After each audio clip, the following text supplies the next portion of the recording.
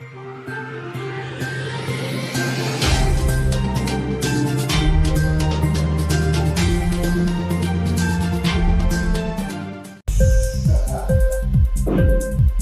TV prime time news కి స్వాగతం.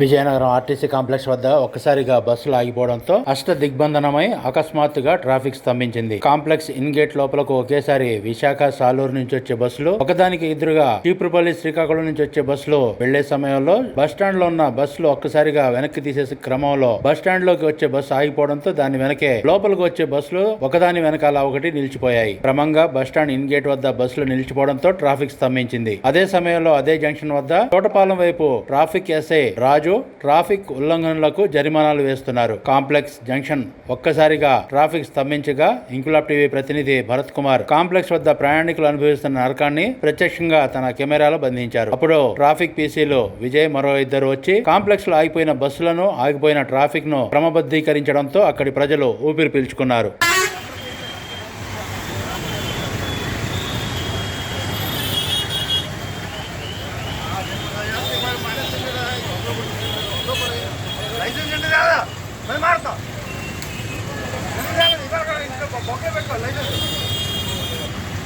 Licence బయట లేకుండా ఇంట్లో పెట్టుకుంటే కూర్చోండి అంటే లేదన్నమాట.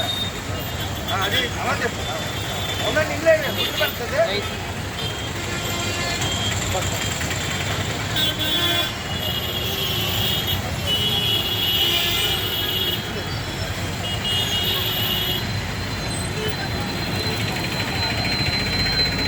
బాబు ఈ డ్రైవింగ్ లైసెన్స్, ఈ బుక్, ఇన్సూరెన్స్